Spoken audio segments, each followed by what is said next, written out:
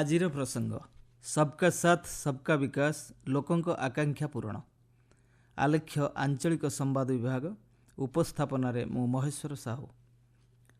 ଆସନ୍ତା ଆର୍ଥିକ ବର୍ଷ ପାଇଁ ସଂସଦରେ ଉପସ୍ଥାପିତ ବଜେଟ୍ରେ ରହିଥିବା ବିଭିନ୍ନ ପ୍ରସ୍ତାବର ସଠିକ୍ କାର୍ଯ୍ୟାନ୍ୱୟନ ସମ୍ପର୍କରେ ବିଶେଷଜ୍ଞ ତଥା ଅଂଶୀଦାରଙ୍କ ସହିତ ମତ ବିନିମୟ ଲକ୍ଷ୍ୟ ନେଇ ବଜେଟ୍ ପରବର୍ତ୍ତୀ ୱେବିନାର ସିରିଜର ଆୟୋଜନ କରାଯାଉଛି। ଏହି ପରିପ୍ରେକ୍ଷୀରେ ଗତକାଲି ଚତୁର୍ଥ ୱେବିନାର ଅନୁଷ୍ଠିତ ହୋଇଯାଇଛି। ସବକା ସାଥ ସବକା ବିକାଶ ଲୋକଙ୍କ ଆକାଂକ୍ଷା ପୂରଣ ପ୍ରସଙ୍ଗ ନେଇ ଅନୁଷ୍ଠିତ ଏହି ୱେବିନାରକୁ ପ୍ରଧାନମନ୍ତ୍ରୀ ନରେନ୍ଦ୍ର ମୋଦି ସମ୍ବୋଧନ କରିଥିଲେ। ଶିକ୍ଷା ଏବଂ ଦକ୍ଷତା, ସ୍ୱାସ୍ଥ୍ୟ ଏବଂ ଆୟୁଷ, ପର୍ଯ୍ୟଟନ ଏବଂ ଆତିଥ୍ୟତା ପ୍ରସଙ୍ଗ ଆଧାରିତ ଭିନ୍ନ ଭିନ୍ନ ଅଧିବେଶନ ଅନୁଷ୍ଠିତ ହୋଇଛି। ଶିକ୍ଷା କ୍ଷେତ୍ରଠାରୁ ଆରମ୍ଭ କରି ନିଯୁକ୍ତି, ଆନିମେସନ୍, ଭିଜୁଆଲ୍ ଇଫେକ୍ଟସ୍, ଗେମିଂ ଏବଂ କମିକ୍ସ ତଥା ଐତିହ୍ୟ ପର୍ଯ୍ୟଟନକୁ ପ୍ରୋତ୍ସାହନ ପ୍ରଦାନ କରିବା ଲକ୍ଷ୍ୟ ନେଇ ଆଲୋଚନା ହୋଇଛି। ପ୍ରଧାନମନ୍ତ୍ରୀ ଶ୍ରୀ ମୋଦି ବିଭିନ୍ନ କ୍ଷେତ୍ରରେ ଘୋଷିତ ବଜେଟ୍ ପ୍ରସ୍ତାବଗୁଡ଼ିକର ସଫଳ କାର୍ଯ୍ୟାନ୍ୱୟନ ଲକ୍ଷ୍ୟ ନେଇ ବିଶେଷଜ୍ଞ ଓ ନୀତି ନିର୍ଦ୍ଧାରକଙ୍କୁ ଆହ୍ୱାନ କରିଛନ୍ତି। ଦେଶବାସୀଙ୍କ ଆକାଂକ୍ଷା ପୂରଣ କେବଳ ଏକ ପ୍ରସଙ୍ଗ ନୁହେଁ, ବଜେଟ୍ର ମୂଳ ଲକ୍ଷ୍ୟ ଏବଂ ସରକାରଙ୍କ ସଂକଳ୍ପ ବୋଲି ପ୍ରଧାନମନ୍ତ୍ରୀ କହିଛନ୍ତି। ପ୍ରତିରୋଧକ ଏବଂ ସାମଗ୍ରିକ ସ୍ୱାସ୍ଥ୍ୟ ଦୃଷ୍ଟିକୋଣ ଆଧାରିତ ବିଭିନ୍ନ ପଦକ୍ଷେପକୁ ବଜେଟ୍ରେ ଗୁରୁତ୍ୱ ଦିଆଯାଇଛି। ସ୍ୱାସ୍ଥ୍ୟ ଭିତ୍ତିଭୂମି ସୁଦୃଢ଼ୀକରଣ, ଯୋଗ ତଥା ଆୟୁର୍ବେଦର ଏ କ୍ଷେତ୍ରରେ ବିଶେଷ ଗୁରୁତ୍ୱ ରହିଛି। ଦେଶର ବିଭିନ୍ନ ଜିଲ୍ଲାରେ ମେଡିକାଲ କଲେଜ ଖୋଲାଯିବା ସହିତ ଆୟୁଷ୍ମାନ ଭାରତ ଯୋଜନା ଏବଂ ଆରୋଗ୍ୟ ମନ୍ଦିର ମାଧ୍ୟମରେ ସ୍ୱାସ୍ଥ୍ୟସେବା କ୍ଷେତ୍ର ଅଧିକ ବ୍ୟାପକ ହୋଇଛି। ଲୋକଙ୍କ ବର୍ଦ୍ଧିତ ଚାହିଦାକୁ ଦୃଷ୍ଟିରେ ରଖି ଯୁବବର୍ଗଙ୍କୁ ଅଧିକ ଦକ୍ଷତା ସମ୍ପନ୍ନ କରିବା ଲାଗି ଗୁରୁତ୍ୱ ପ୍ରଦାନ କରାଯାଉଛି। ଦେଶରେ ପ୍ରଶିକ୍ଷଣ ଇକୋସିଷ୍ଟମକୁ ଅଧିକ ତ୍ୱରାନ୍ୱିତ କରିବା ପାଇଁ ପ୍ରଧାନମନ୍ତ୍ରୀ ସ୍ୱାସ୍ଥ୍ୟ କ୍ଷେତ୍ର ସହ ଜଡ଼ିତ ଅଂଶୀଦାରଙ୍କୁ ଆହ୍ୱାନ ଦେଇଛନ୍ତି।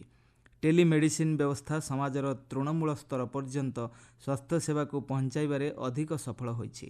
ତେବେ ଉପଭୋକ୍ତାଙ୍କ ଅଭିଜ୍ଞତାକୁ ଆଧାର କରି ଏହି ବ୍ୟବସ୍ଥାକୁ ଅଧିକ ସରଳ କରିବା ଏବଂ ଜନସଚେତନତା ବୃଦ୍ଧିର ଆବଶ୍ୟକତା ରହିଛି। ଯୁବବର୍ଗଙ୍କ ପରିବର୍ତ୍ତିତ ମାନସିକ ବ୍ୟବସ୍ଥା ଦେଶର ସବୁଠାରୁ ବଡ଼ ଶକ୍ତି ପାଲଟିଛି। ପରିବର୍ତ୍ତିତ ପରିସ୍ଥିତିକୁ ଦୃଷ୍ଟିରେ ରଖି ଶିକ୍ଷା ବ୍ୟବସ୍ଥାରେ ସରକାର ବ୍ୟାପକ ପରିବର୍ତ୍ତନ କରୁଛନ୍ତି। ଶିକ୍ଷାକୁ ନିଯୁକ୍ତି ଏବଂ ଉଦ୍ୟମିତା ସହିତ ସଂଯୋଗ କରିବା ପାଇଁ ନିରନ୍ତର ପ୍ରୟାସ ଜାରି ରହିଛି। ବଜାର ଚାହିଦା ଏବଂ ବାସ୍ତବ ବିଶ୍ୱ ଅର୍ଥନୀତି ସହିତ ପ୍ରାସଙ୍ଗିକତା ଭିତ୍ତିରେ ନୂତନ ଜାତୀୟ ଶିକ୍ଷାନୀତି ମୂଳଦୁଆ ପକାଉଛି। କୃତ୍ରିମ ବୁଦ୍ଧିମତ୍ତା, ଅଟୋମେସନ୍ ଏବଂ ଡିଜିଟାଲ ଅର୍ଥନୀତି ଭଳି କ୍ଷେତ୍ରରେ ଏହା ଅଧିକ ଗୁରୁତ୍ୱପୂର୍ଣ୍ଣ ସାବ୍ୟସ୍ତ ହେବ।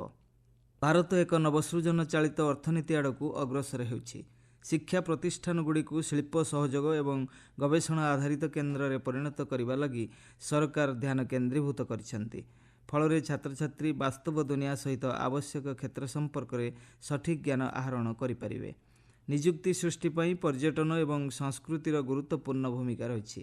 ପାରମ୍ପରିକ ପର୍ଯ୍ୟଟନ ସ୍ଥଳୀ ସହିତ ନୂତନ ପର୍ଯ୍ୟଟନ ସ୍ଥଳୀର ବିକାଶ ଦ୍ୱାରା ନିଯୁକ୍ତି କ୍ଷେତ୍ର ଅଧିକ ବ୍ୟାପକ ହେଉଛି। ସରକାର ଦେଶର ପର୍ଯ୍ୟଟନ କ୍ଷେତ୍ରଗୁଡ଼ିକୁ ପୁନଃ ବିକଶିତ କରିବାକୁ ପ୍ରାଥମିକତା ପ୍ରଦାନ କରୁଛନ୍ତି। ଦକ୍ଷତା ସମ୍ପନ୍ନ ଗାଇଡ୍, ଆତିଥ୍ୟତା, ଡିଜିଟାଲ ଯୋଗାଯୋଗ ଏବଂ ସମ୍ପ୍ରଦାୟ ସହଭାଗିତା ଯୋଗୁଁ ପର୍ଯ୍ୟଟନ କ୍ଷେତ୍ର ଅଧିକ ସଶକ୍ତ ହେଉଛି। ଭାରତକୁ ଏକ ବିଶ୍ୱସ୍ତରୀୟ ପର୍ଯ୍ୟଟନ ସ୍ଥଳୀରେ ପରିଣତ କରିବାକୁ ମିଳିମିଶି କାର୍ଯ୍ୟ କରିବାର ଆବଶ୍ୟକତା ରହିଛି।